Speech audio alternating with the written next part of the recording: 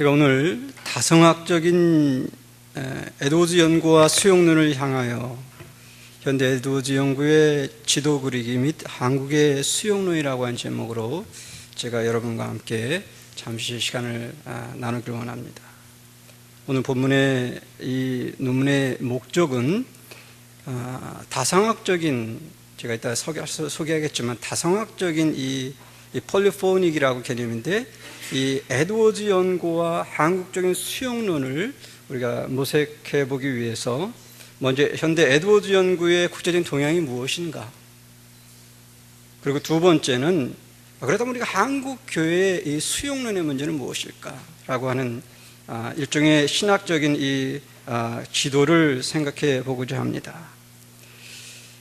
무엇보다도 단편화되고 치우친 에드워즈 연구를 넘어서 보다 균형 잡힌 그리고 객관적인 학문적인 연구를 위해서 연구의 그 다양성과 통일성을 함께 고민하는 이런 다성학적인 연구와 신학 그리고 수용론을 우리가 생각해 보고자 합니다. 전반부에 그래서 말씀드린 대로 국제 동향을, 연구 동향을 한번 생각해 보고, 두 번째는 수용론의 문제, 한국 수용론을 이해하기 위해서 이 국제 전 세계에 어떻게 우리가 이해되고 있는지, 그다음에 마지막으로 그러면 우리가 어떻게 이 수용론의 문제를 실질적으로 실천할 그런 과제는 무엇인지 한번 생각해 보고자 합니다.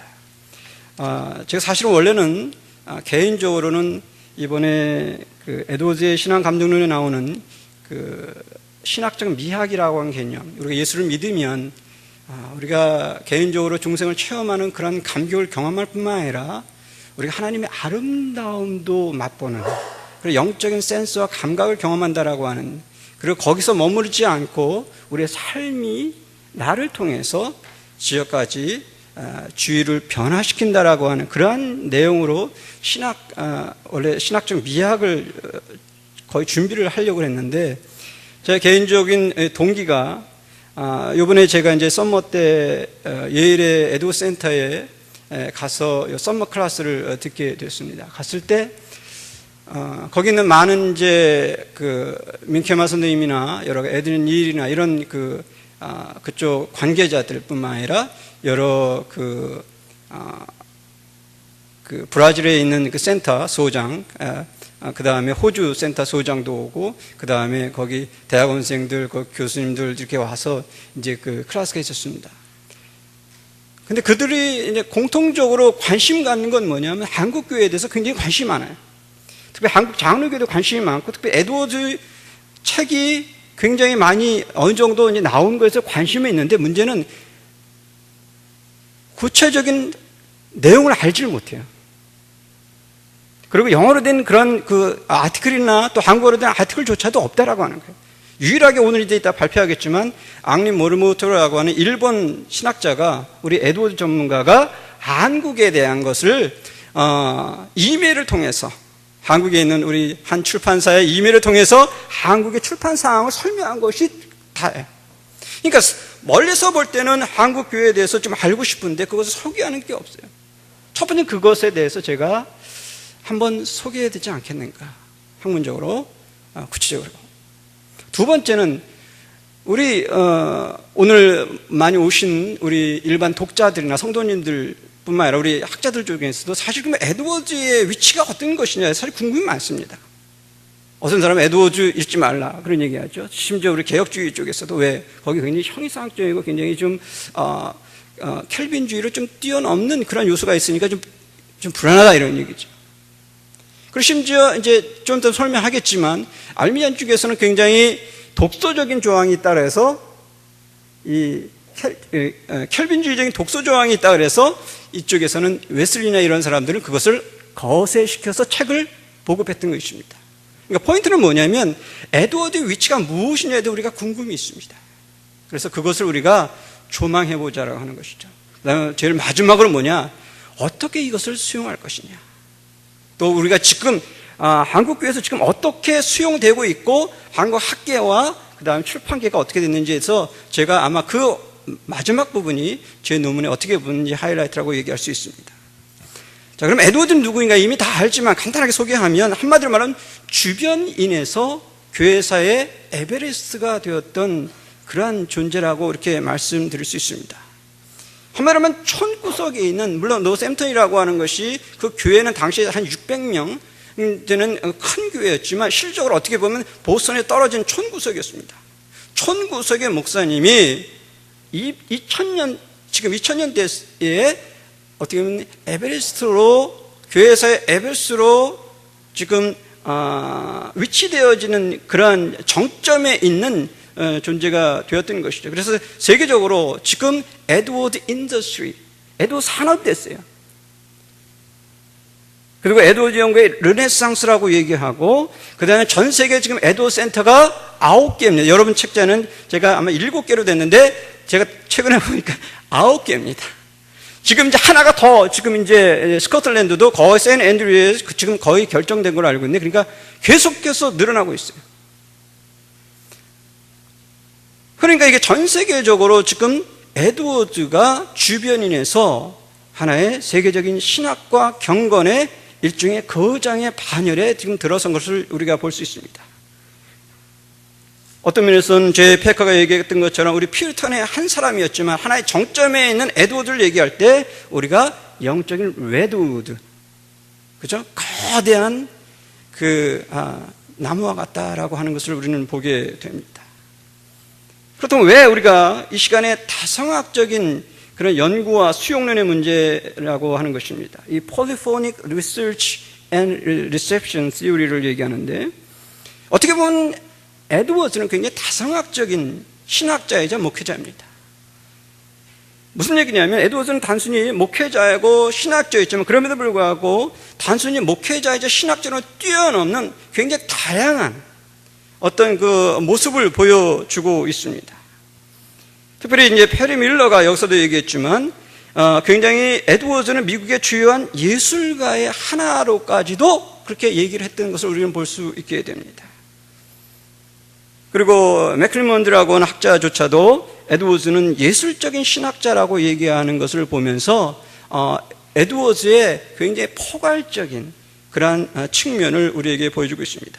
흥미로운 것은 제가 최근에 이제 발견한 사실인데, 에드워즈가 이 조화의 문제, 균형의 문제를 강조하면서 음악을 굉장히 중요했다라고 하는 아주 중요한 사실을 제가 최근에 발견했습니다. 그 아티클을 쓴 사람의 이름이 데이빗 뮤직입니다. 이름이 뮤직입니다. 이 사람이 이제 에드워즈가 특강이 했던 음악에 대해서 특강했습니다.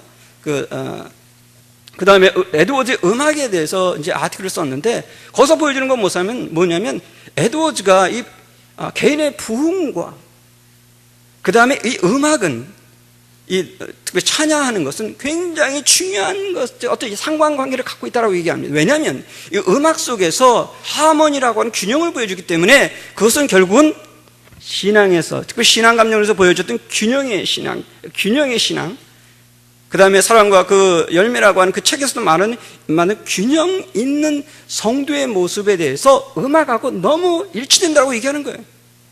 저는 그 사실을 보면서 더 찬양을 많이 하게 됐습니다.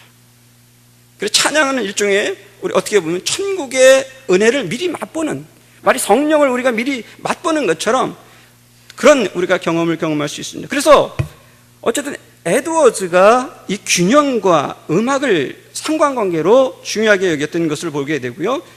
또 하나, 에드워즈 설교가 한 주제의 모든 다양성을 표현한 일종의 바하의 퓨가 음악 같다라고 한 사람은 이렇게 표현을 하게 됩니다. 이 퓨가라고 하는 것은 쉽게 말하면 우리말로 하면 폴리폰입니다. 굉장히 시스메릭한 폴리폰이라고 개념은 뭐냐면 한 음악에 동시에 다양한 주제가 함께 흐르는 것입니다. 그럼에도 불구하고 각각의 이 소주제들이 함몰되지 않고 큰 주제와 함께 같이 어우러지는, 한마디로 말하면 교양학적인 것이죠. 이 이론을 가장 잘 설명한 게 누구냐면 문학 이론가인, 러시아 문학 이론가인 미하일 박틴이라고 하는 사람입니다. 이 양반이 그 톨스토이의 작품에 비해서 도스토옙스키의 작품의 특징을 보면은 소설에 있는 인물들은 대부분이 어떠냐면 굉장히 전체의 주제 안에서 서로 다성적이고 대화적인 관계를 갖고 있는다는 거죠. 주제 인물마다 그들의 소리가 함몰되지 않아요. 그리고 오히려 또 때로는 혼자만의 독백이 아니라는 거죠. 서로 대화 관계를 갖고 있다라고 하는 것을 우리는 보게 됩니다. 이처럼 제가 오늘 본 강의를 통해서 에드워드 연구가 다상학적인 특징에 주목해야 될 사실은 다양하고 개별적인 이 에드워드 연구의 분야가 있습니다. 굉장히 다양하죠. 예를 들어 신학과, 미학과, 목회와, 윤리와, 선교, 이양, 그 다음에 교육 뭐 많이 있습니다. 이런 주제들을 존중하되 동시에 전체적인 통일성의 문제, 이 유니티의 문제, 큰 주제라고 할 수 있는 그런 에드워드 목회자이자 신학자라고 하는 이 주제를 간과해서는 안 된다라고 하는 거죠. 자, 그렇다면 왜 우리가 에드워드 연구의 이 지도와 또 수용론인가에 대해서 잠시 생각해 보면, 먼저 우리 에드워드 어떤 현황에 대해 연구 현황에 대해서 지도를 그린 중요성은 앞에서 얘기했지만 보다 객관적인 에드워드 연구를 좀 위치하는 것을 우리가 보게 됩니다. 하나의 매핑하는 거죠. 또 이제 수용론의 문제가 중요하게 대두가 되는데, 그런데 포스트모던 이론에서 가장 중요한 이슈 중에 하나가 뭐냐면, 흥미롭게도 그 저자의 죽음을 얘기합니다. 저자의 죽음을 얘기하니까 당연히 누가 부각이 되죠? 독자의 쉽게 말하면 코로네이션이, 독자가 왕이 되는 그런 것입니다. 그러니까 독자의 반응, 리더 리스폰스라고 하는 개념, 리더 오리엔티드 또는 리더 리스폰스 티오리라고 얘기를 하게 됩니다. 문학 작품의 의미와 과정에는 독자의 과정에 참여함이 없이는 불가능하다는 거죠. 그렇다고 해서 제가 오늘 본 논문에서 이 포스트모던 티오리를 무비판적으로 쫓아가자는 건 아닙니다. 그럼에도 불구하고 이것이 지금 이 시대의 가장 중요한 이슈 중에 하나라고 하는 것을 우리가 보게 됩니다. 또한 최근에 지금 에드워드 연구에서 이 수용론의 문제가 급부상하고 있습니다. 제가 이번에 그 서머 갔을 때도, 서머 클래스에서도 주제가 뭐였냐면 그 선교와 수용론의 문제였어요. 과연 전 세계에서 어떻게 에드워드가 특별히 수용되고 있는지, 또 이번에 이제 내년이죠. 내년 9월 정도에 그 호주에서 매년 4년마다 열리는 에드워드 콩그레스가 있습니다. 이 콩그레스에서도 얘기가 되는 게 뭐냐면 수용론의 문제가 이제 언급이 될 것입니다. 이처럼 에드워드의 수용론이 지금 이제 최근 학계에서 굉장히 중요한 이슈로 이제 부각되고 있는 것을 우리는 보게 됩니다. 그렇기 때문에 우리가 보다 객관적인, 그다음 학문적인 에드워드 연구에 대한 지도 그리기가 우리에게는 필요하고, 특별히 수용론과도 필요하다는 걸 우리는 볼 수 있습니다. 근데 흥미로운 것은 우리 에드워드 연구를 할 때 좀 또 수용론의 문제에서도 어려운 요소가 있습니다. 저해 요소가 있습니다. 왜냐하면 에드워드 연구가 비교적 영어로 되어 있잖아요. 영어로 되어 있으니까 다른 그 라틴어로 된, 프렌치로 된 이런 작품들보다는 쉽게 그 수용론이 빠릅니다. 그건 분명해요.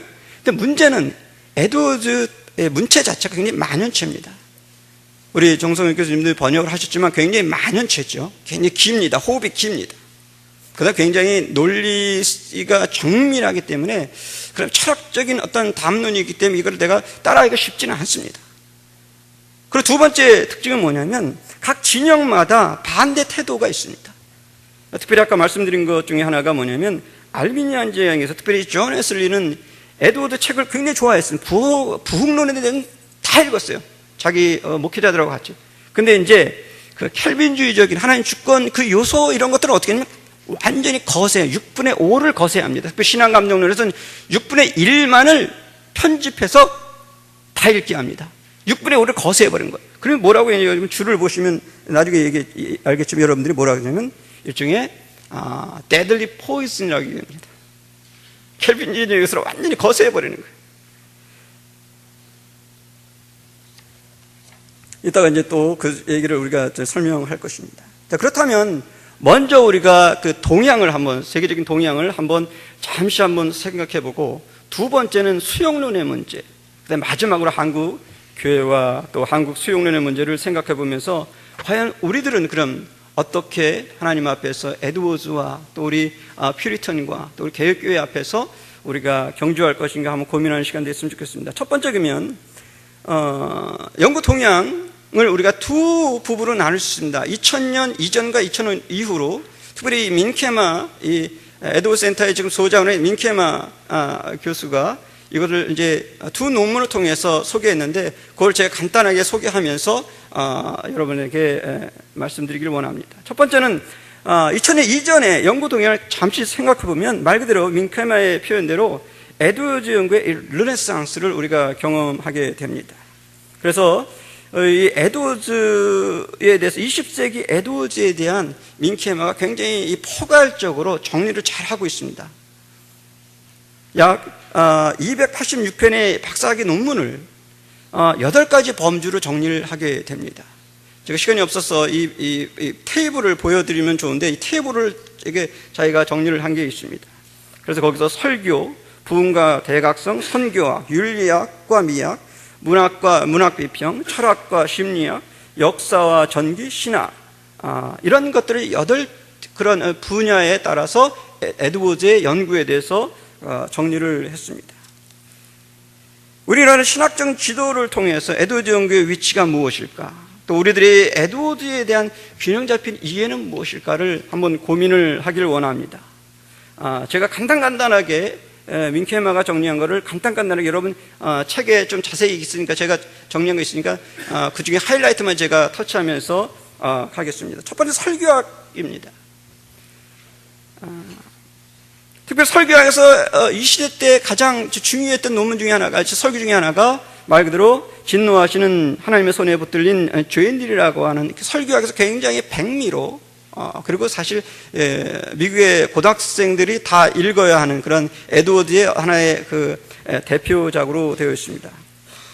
이것에 대한 평가는 긍정적인 평가와 부정적인 평가인 하나는 긍정적인 평가는 에드윈 케이티라고 하는 분이 에드워즈가 굉장히 서스펜션과 억압이라고 하는 그런 이미지를 잘 탁월하게 조합했다라고 이 헬파이어 스피치라고 하는 이 설교를 평가했던 것을 보게 되고 약 20년간 이것이 하나의 표준 해석처럼 이렇게 통용이 됩니다. 그러나 밀러는 굉장히 철학적이었던 밀러는 이것에 대해서 굉장히 부정적인 표현을 하게 되고요. 두 번째 그 캐테고리는 뭐냐면 부흥주의입니다. 리바이벌리즘인데 특별히 이제 70년대에 이 리바이벌, 이 부흥주의에 대한 연구가 굉장히 이제 많이 나왔습니다. 여러 가지 이유가 있지만 두 가지, 하나는 200주년 기념과 또 하나는 에드워드 전집의 4권인 이 부흥론이 그때 이제 출간이 되고 그 이후에 그 후속 책들이 이제 나왔고 그래서 이제 대각성 운동의 전성기를 이루게 되는 것을 우리가 보게 됩니다. 그래서 세 번째 캐테고리가 이제 미션입니다. 미시올로지 또는 선교학 분야입니다. 우리가 잘 아는 것처럼 에드워즈가 이제 어떻게 편집한 그 데이브 브레너드의 어떤 그 일기와 전기 이 책을 통해서 사실은 이 시대의 어떤 선교학, 에드워즈와 선교학의 어떤 붐을 일으키게 됩니다. 특별히 이제 브레너드의 전기는 결코 절판된 적이 없대요. 이따가 이제 수용을해서 보겠지만 전 세계에서 브레너드 책이 가장 많이 먼저 나갑니다. 그리고 번역이 되고, 그 다음에 수용이 되고, 그 다음에 부흥론 책, 이런 책들이 가장 먼저 사랑을 받게 됩니다. 그리고 1830년대 미국의 국내외 선교에 지금 신학생들이 어떤 붐을 일으키게 됩니다. 이것이 바로 에드워즈와 이 브레이너드의 이런 그 상관관계를 통해서 일어났던 것을 보게 됩니다. 1940년대는 이제 계속해서 이 겸손한 시도 또 브레이너드 생애가 계속해서 이제 그들에게 불을 지폈고요. 겸손한 시도는 우리 소위 말해서 우리는 지금 여기 한국에서 기도합주회로 우리 정성희 교수님이 번역한 그것입니다. 그래서 스코틀랜드와 미국이 같이 기도합주회를 같이 하는 그 책이 바로 그 안에 있는 것을 우리가 볼 수 있습니다. 그 다음에 윤리학과 미학의 문제. 사실 1942년까지 윤리학과 미학의 문제는 굉장히 미미했는데 40년 특별히 이 클라이드 홀브루크 그 다음에 가장 중요한 책이 뭐냐면 1960년대 지금 이제 로렌 델라트라라고 하는 이 유명한 이 학자가 에드워즈의 미학론에 대한 윤리론에 대한 책을 하나 쓰게 됩니다. 그 책 제목이 뭐냐면 우리말로 얘기하면 에드워즈 사상 속에 나오는 미와 감성이라고 하는 Beauty and Sensibility in the Theology of Jonathan Edwards라고 하는 굉장히 유명한 책이 나옵니다. 이 책으로 사실은 어떤 신학적인 패러다임이 쉬프팅하는 그런 그 장면, 특별히 미학 쪽에서. 그 다음에 1980년대 계속해서 이제 연구소가 이제 증가하게 되는데 이때 예일과 프린스턴 간에 서로 에드워즈의 특별히 참된 미덕의 본질, 사랑과 그 열매에 대한 어떤 디스커션 이후에 그 어떤 열매로 우리가 보게 됩니다. 일련의 주요한 박사학위 논문들과 그 다음에 저서들이 계속해서 나오게 되고요. 다섯 번째 캐리고리는 뭐냐면 문학과 문학 비평. 사실 우리 한국에서 문학 비평의 문제는 사실 거의 없습니다. 이따가 이제 설명하겠지만. 그러나 에드워드 연구에서 이 문학과 문학 비평이 굉장히 중요한 분야 중에 하나인데 1930년 에드워드의 명성이 재확인되고요. 특별히 1940년대 하버드대에 에드워드 연기의 전기를 이뤘던 어떤 전환점을 일으키려 했던 것이 누구냐면 페리 밀러라고 하는 넌 크리스천인 학자가 에드워드의 전기를 쓰면서 본격적인 학문적인 르네상스를 시작하게 됩니다. 그래서 제자들인 하버드 그룹들이 이 에드워드의 문학 연구를 이제 본격화하게 되고요. 1960년 그 문학적인 융성기를 맞이하게 되고 오늘 정 교수님이 발표하셨던 이 모형론이 굉장히 그때 헤이데이, 굉장히 전성기를 황금 시기를 이루었습니다. 그리고 1970년대는 박사학위 논문이 최고조에 올라왔던 것을 우리가 보게 됩니다. 80년대는 문화의 아이콘으로서 특별히 중요한 것은 뭐냐면 에드워드 연구를 할 때 학자들이 가장 중요한 것이 뭐냐면 막스 레서라고 하는 굉장히 두꺼운 책이 두 권으로 되어 있지만 사실 지금 한 권으로 이렇게 되어 있는데 굉장히 비싼 책이지만 거기에 모든 저술이 있습니다. 문헌이 있습니다. 굉장히 방대한 것인데 이 서지를 통해서 실질적으로 에드워드 연구의 문학만 아니라 모든 분야를 지금 망라하는 굉장히 중요한 책이 나오게 됩니다. 그 다음에 여섯 번째가 이제 철학 분야입니다.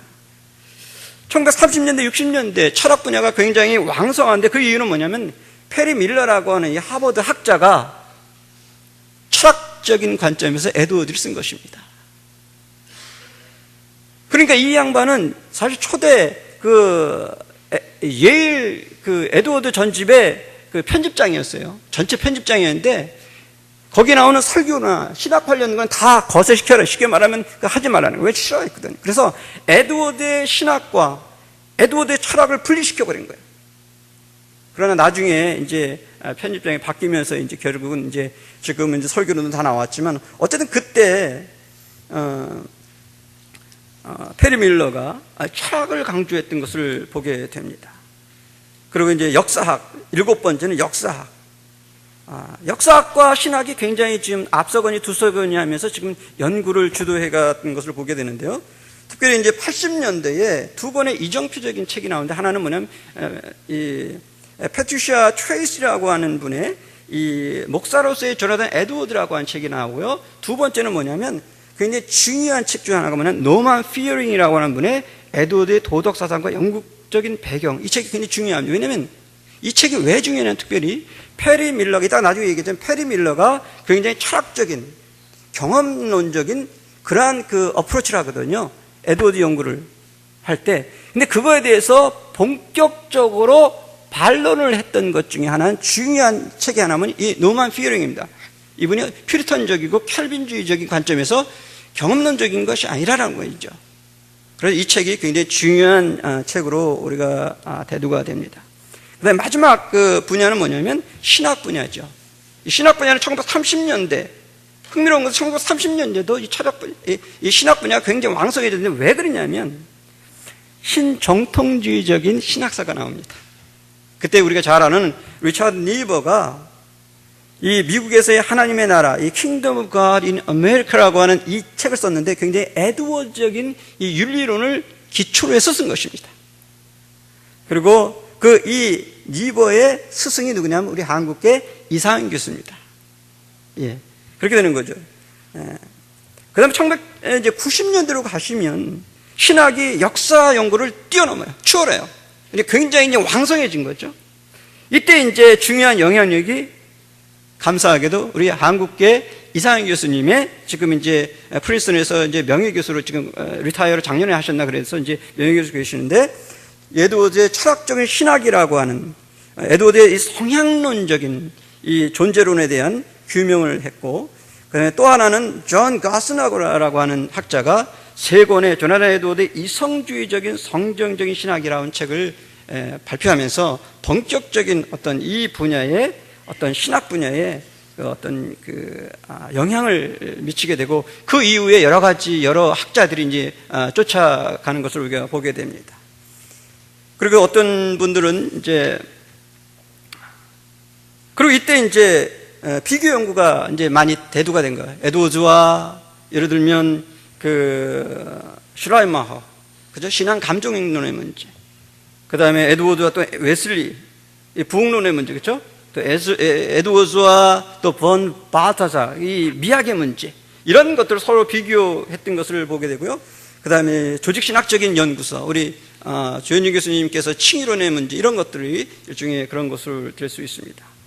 그 다음에 이제 교회 성장학과 은사론과 에드워즈 연구가 이제 밀접하게 되게 됩니다.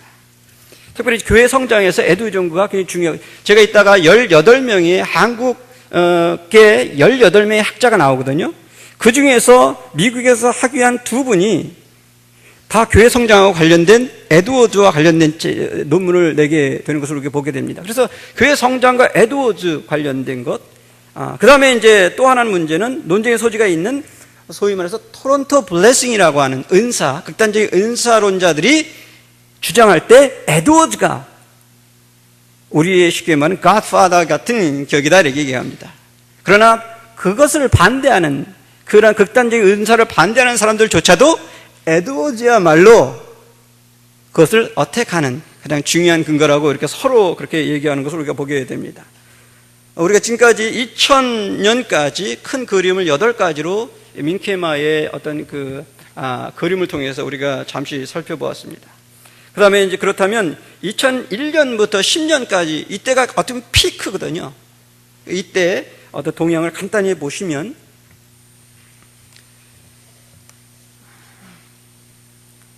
거기서 이제 특별히 학위 논문이 급격하게 이제 증가하는데 그 원인들을 몇 가지 한번 보시죠. 이때는 단순히 미국만이 아니라 전 세계까지 이 논문들이 굉장히 많이 나오는 걸 우리가 보게 됩니다. 여러 가지 이제 요인이 있습니다. 2003년에 에드워드 탄생, 그런 여러 가지 쭉 있는데 그 중에서 이제 5번째 보면은 그 영어로 되었다라고 하는 것이 에드워드 수용론이나 이 연구의 어떤 굉장히 기폭제가 됐고요. 그 다음에 가장 중요한 건 뭐냐면 에드워드 전집의 온라인 에드워즈 프로젝트입니다.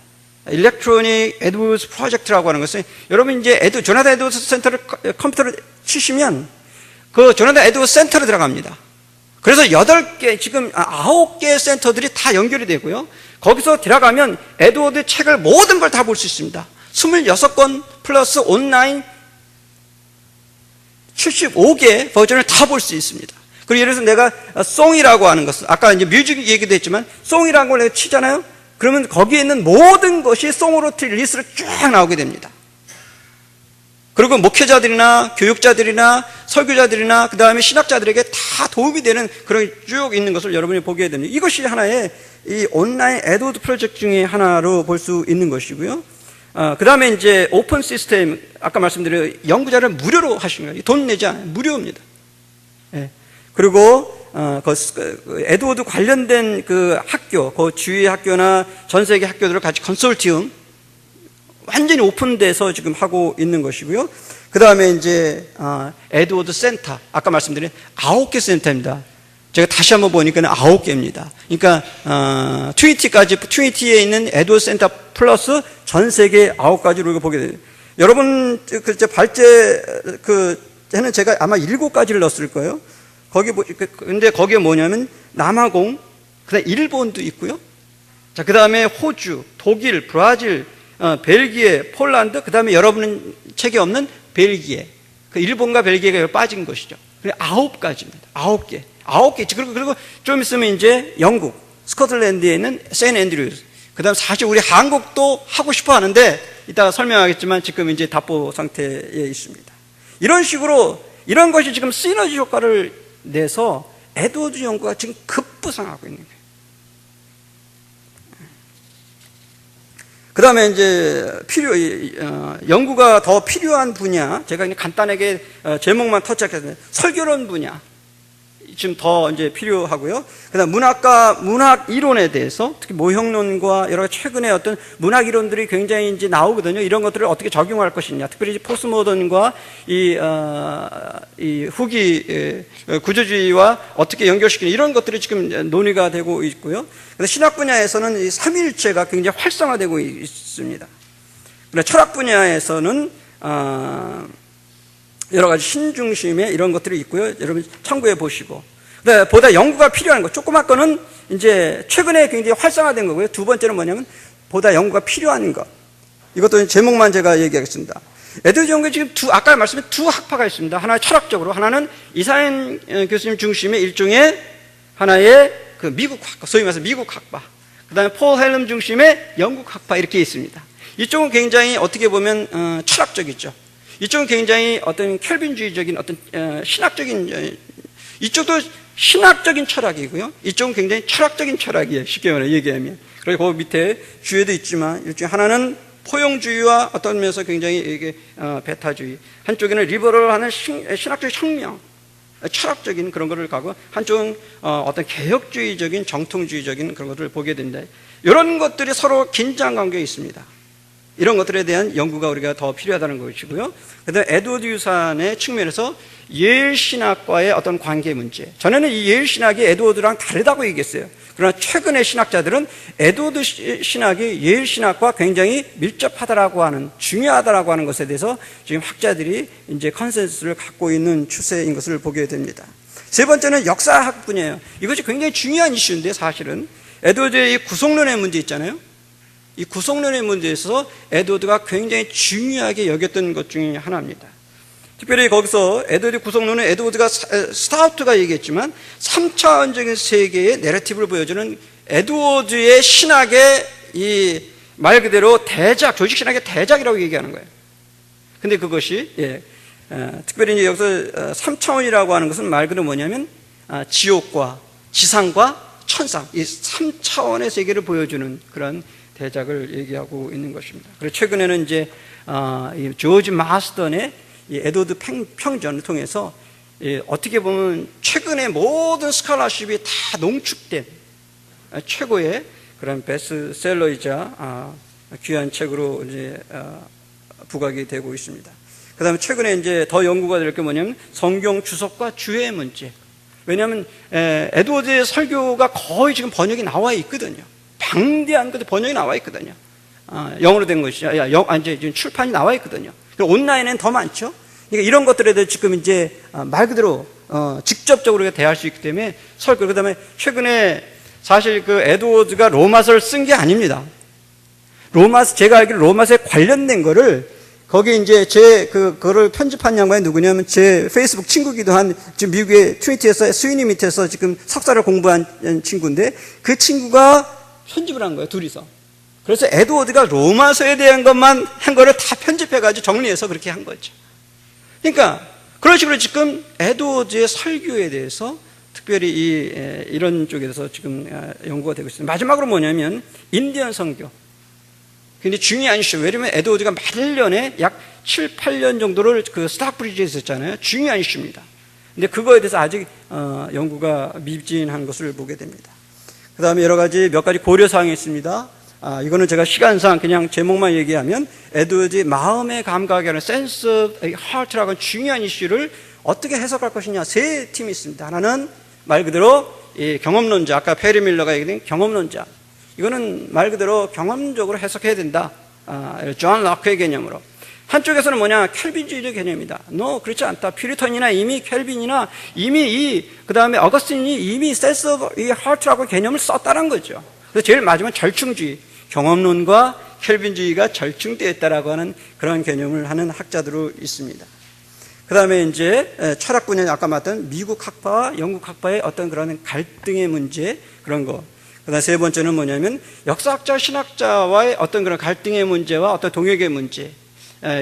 무슨 말인지 아시겠죠? 역사학자들은 좀 역사에서 보려고 그러고 신학학자들은 신학 쪽에서 보려고. 그러니까 서로에 대해서 사실 약간 질시와 어떤 편견이 있습니다. 그런 것들을 어떻게 과연 균형 있게 볼 것이냐라고 하는 것이고요. 그 다음에 이제 학계와 교계의 문제가 나옵니다. 2003년에 펜실베니아 랭카스라고 하는 지역에서 한 컨퍼런스가 열렸는데 에드워즈와 복음주의 미래라고 하는 타이틀인데 부제가 뭐냐면 교회와 학계가 동역하는 컨퍼런스입니다. 사실 우리가 이제 추구하는 것입니다. 그래서 우리가 함께 동역하는 그런 컨퍼런스냐 아니면 서로 그냥 따로 갑시다라고 하는 것이냐라고 하는 것입니다. 그다음 에드워드 연구의 방향들 그 넘어가고요. 그다음 다성학적 신학 연구의 주제들 이 맥클리먼드와 맥더머트라고 하는 이 양반이 최근에 에드워드 연구에 대한 어떻게 보면 가장 최근에 에드워드 연구를 한마디로 해놓은 방대한 책이죠. 그 조나단 에드워드 신학이라고 하는 책. 그거를 5가지 주제와 12가지 소주제로 나눕니다. 그거를 제가 볼 때 그걸 한마디로 말하면 다성학적인 관점으로 우리가 볼 수 있다라고 하는 거죠. 그러니까 5가지 주제의 악기가 있으면 그 악기가 그 소주제가 있습니다. 에드워드가 얘기했던 뭐 미학이나 선교나 그런 어떤 교육의 문제 이런 거 쭉 종말론, 사회론 이런 거 다 있는데 그런 것들이 하나의 거대한 신학적인 교양곡과 다성학을 이루는 것을 우리가 보게 된다라고 하는 것입니다. 우리가 간단하게 우리 서론 요 앞에 부분을 요약해 보면 에드워드 연구는 21세기를 맞이해서 말 그대로 르네상스 또는 세계화를 이루어가고 있는 것을 우리가 보게 됩니다. 그래서 우리가 8가지 분야, 연구 분야를 보면서 에드워드에 대한 우리가 성도들, 일반 성도들은 어떻게 리딩할 것이냐, 또 우리 또 목회자들이나 우리 신학자는 어떻게 그 위치할 것이냐에 대한 하나의 큰 그림을 볼 필요가 있다라고 하는 것입니다. 그 다음에 이제 이런 것들을 우리가 균형 있게 볼 수 있는 그런 다상학적인 이해와 연구가 필요하다라고 하는 것입니다. 우리 두 번째 섹션으로 가시면 다음에 보시면 에드워드 수용 문제입니다. 이게 한국 수용을 위해서 간단하게 전 세계 수용론을 보려고 하는데 시간이 어떨지 모르지만 간단히 보겠습니다. 첫 번째는 이 데이비드 베빙턴이라고 하는 학자가 아주 잘 굉장히 방대한 내용을 정리를 한 것을 우리가 보게 됩니다. 에드워드 유산의 문제, 소위 말해서 수용론은 유산의 문제거든요. 그래서 제가 목사님 몇 분까지 해야 되는 거죠? 35분까지. 자, 그러니까 10분 남은 거죠. 오케이.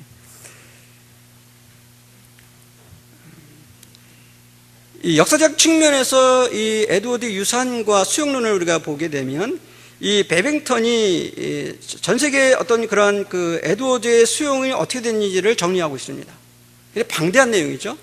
그걸 제가 간단하게 같이 한번 여러분 소개하고 그다음 우리 한국 쪽으로 가기를 원하는데 이걸 4단계로 정리하고 있습니다. 때로는 에드워드가 환영도 받았지만 때로는 질시와 때로는 어떤 침체 그런 걸 경험하게 되고 마지막 20세기에서 에드워드 연구의 어떤 부음을 이루는 그런 현상을 정리하고 있고요. 아쉬운 것은 이 논문에서는 사실 한국에 대해서는 아무것도 전혀 없고요.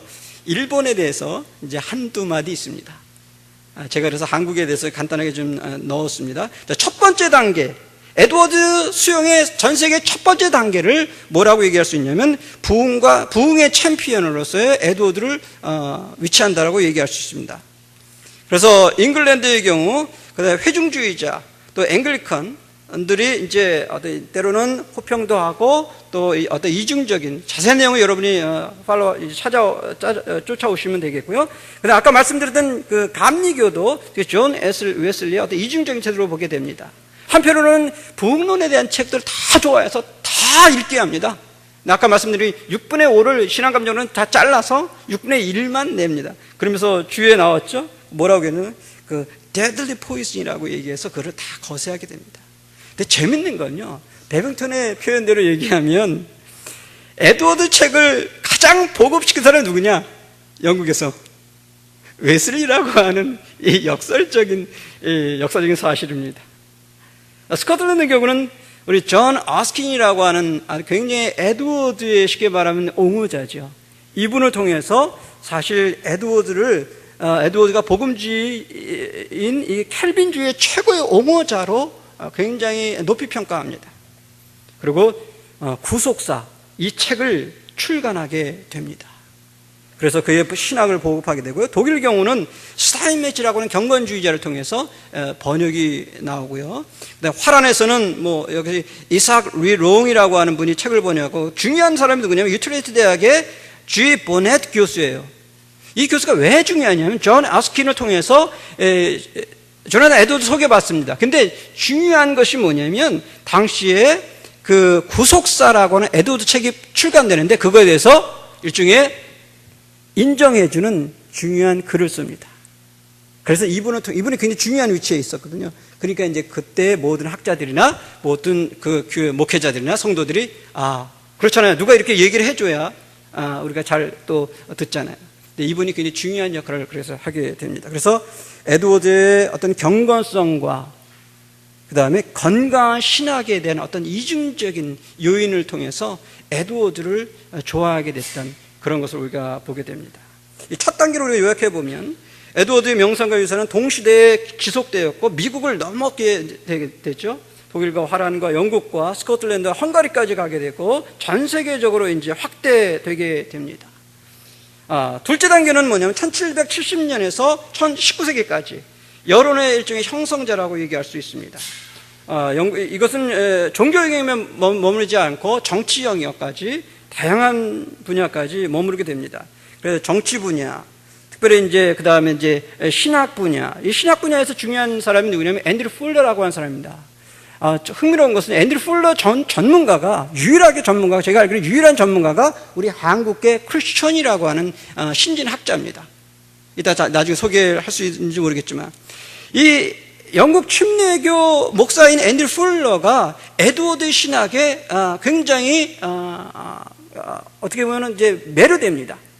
그래서 이 에드워드 신학을 자기 기초로 삼아서 자기 어떤 이 침례교 신학을 확증하는 굉장히 중요한 사람으로 부각이 되게 됩니다. 웨일즈에서는 에드워드 윌리엄스라고 하는 분을 통해서 세계 최초로 에드워드의 선집이 이제 판본이 나오게 됩니다. 그래서 이제 그 다음에 존 로버츠가 나오고요. 그다음에 웨일즈 전체 교단에서 에드워드 신앙의 뼈대가 이제 헌신하게 되고요. 스코틀랜드는 토마스 찰머스라고 하는 분에 통해서 이렇게 얘기합니다. 한마디로 얘기합니다. 나의 신학은 에드워드 신학이라고 얘기하면서 이제 하죠. 어떤 목사님이 저의 설교는 에드워드 설교입니다 하고 설교했다는 얘기를 하는데, 이분이 바로 그런 분 중에 하나입니다. 이분은 교수님이죠. 자기의 모든 신학은 에드워드 신학이다 하고 이렇게 공공연히 했던 것을 보게 됩니다. 영국 밖에서는 특별히 19세기 선교운동과 밀접합니다. 선교운동. 그래서 특별히 우리가 잘 아는 윌리엄 캐리, 그렇죠? 이런 분들이, 그 다음에 선교회, 런던과 파리, 이 여기를 통해서 전 세계로 퍼져나가서 심지어 어디까지 가냐면 남아프리카 공화국까지 가는 것을 우리가 보게 됩니다. 예. 이 둘째 시기로 보면 19세기에는 에드워드에 대한 관심은 국제적이었습니다. 주로 선교와 관련된 저서들이었고요. 그 다음에 영어권과 웰시 어떤 그 선교 영향을 미쳤고요. 그 다음에 영국에서 오히려 미국에 있는 것보다 더 큰 영향을 미쳤던 걸 우리가 보게 됩니다. 에드워드 신학이 영국 개혁주의 전통의 패러다임을 형성하게 됩니다. 그 다음에 3단계는 도전과 침체를 경험합니다. 낭만주의로 인해서 침체를 경험하게 되고요. 그 다음에 쭉 가시면 4단계로 보시죠. 4단계를 보시면 이제 20세기 에드워드 명성이 쉽게 말하면 다시 부흥하는 걸 보게 됩니다. 특별히 우리가 거기서 화란에서 어떤 부활을 보게 되고요. 웨일즈에서 우리가 잘 아는 마틴 로이드 존스와 그 다음 이언 머리가 나오게 됩니다.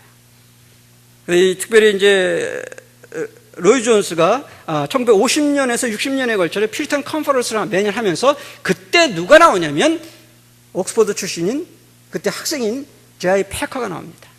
그래서 나중에 이언 머리가 줘요. 이런 어떤 계보가 우리에게 볼 수 있는 것입니다. 그리고서 이제 은사운동, 아까 말씀드렸던 그 토론토 블레싱과의 관련성을 보게 되면 1950년이 굉장히 중요한 이슈입니다. 이때 에드워드 명성이 활짝 피게 됩니다. 그때 이제 베빙턴이 얘기한 걸 얘기하면 아까 얘기했던 것처럼 에드워드 전집이 1권이 나오게 되고요. 그 다음에 막스 레서의 엄청난 그 문헌적인 그 책자, 그것이 나오면서 이 불을 지피게 됩니다.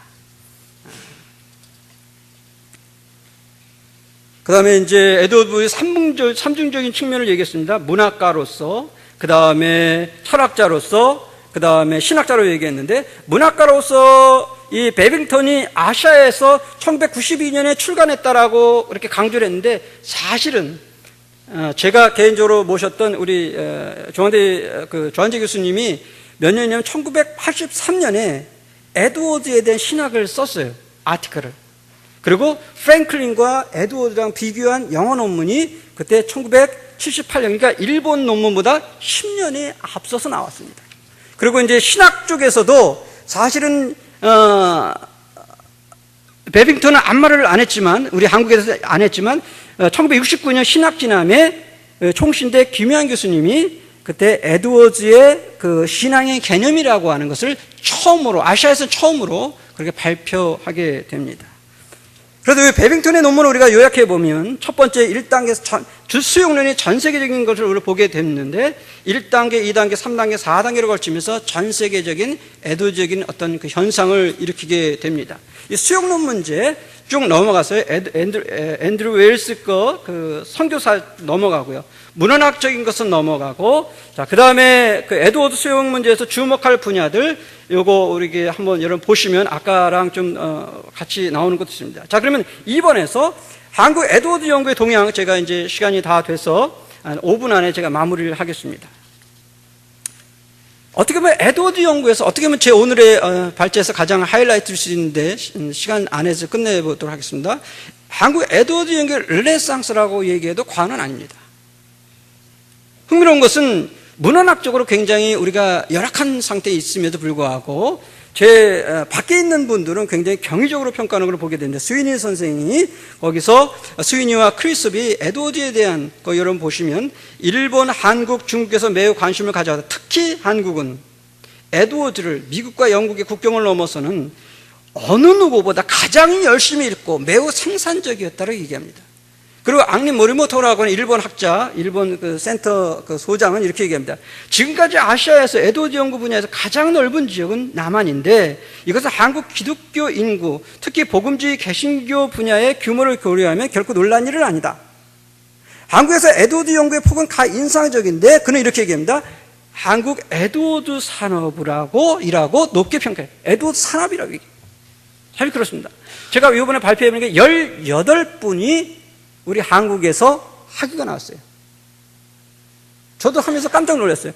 여기 여러분 2012년으로 됐는데 사실 2014년까지 최근에 2014년에 또 학위 한 분이 나왔거든요.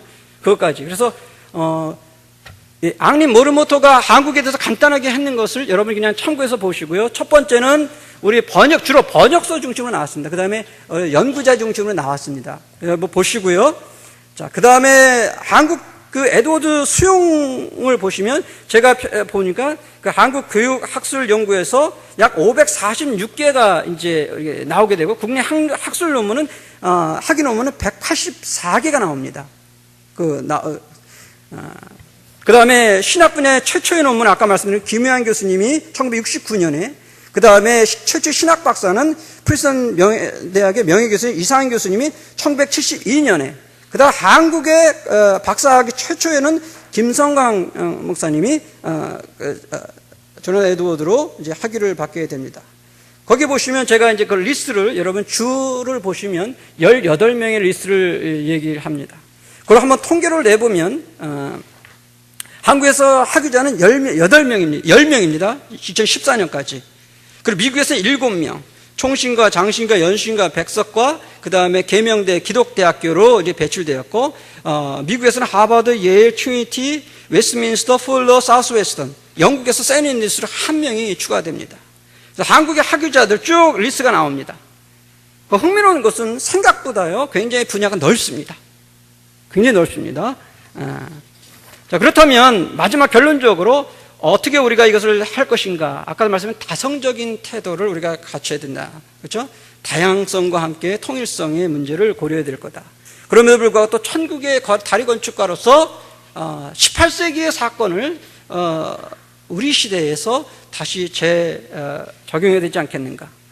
그 다음에 정말 우리가 증인으로서 어떤 순교의 어떤 그런 그 해석의 문제를 고민해야 되지 않겠는가? 에드워즈가 과연 현대인에게 무용지물인가? 그건 아니라는 것을 우리는 보게 됩니다. 감성의 문제, 포스모던 시대와 그 다음에 공적 신앙의 문제 자세하게 제가 썼습니다. 중요한 이슈인데 제가 이제 넘어가고요. 자, 마지막 결론적으로 어떻게 할 것인가?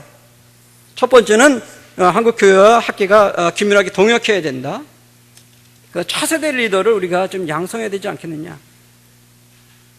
그 다음에 이제 흥미로운 것은 한국 에드워드 연구, 우리 피터턴 연구와 그 다음에 에드워드 연구가 동역해야 된다. 특별히 에드워드 센터가 지금 답보 상태거든요.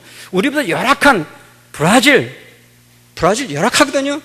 그 센터장하고 제가 이번에 갔을 때 같이 여행도 하고 그러면서 이제 투어도 하고 그랬는데 열악하거든요.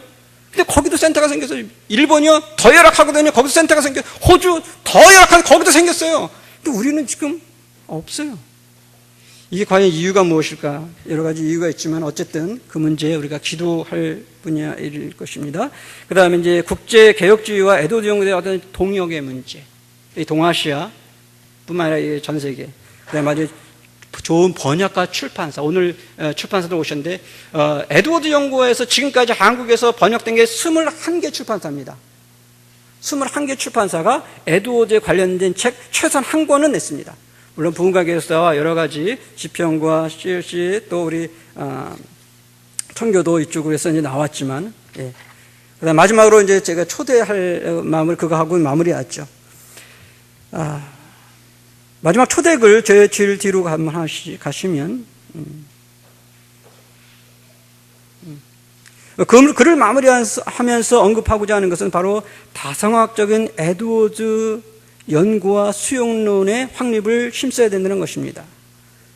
개혁주의적이고 또 에드워드적인 통전적인 신앙과 신학과 목회를 우리가 회복하고 나아가서 다양한 연구에 대한 배려, 동시에 에드워드의 목회자이자 신학자이자 이런 큰 그림을 아우르는, 또한 한국적인 토양을 차용할 줄 아는 교양적이고 다성학적인 모습을 우리가 주목해야 될 것이라고 얘기합니다.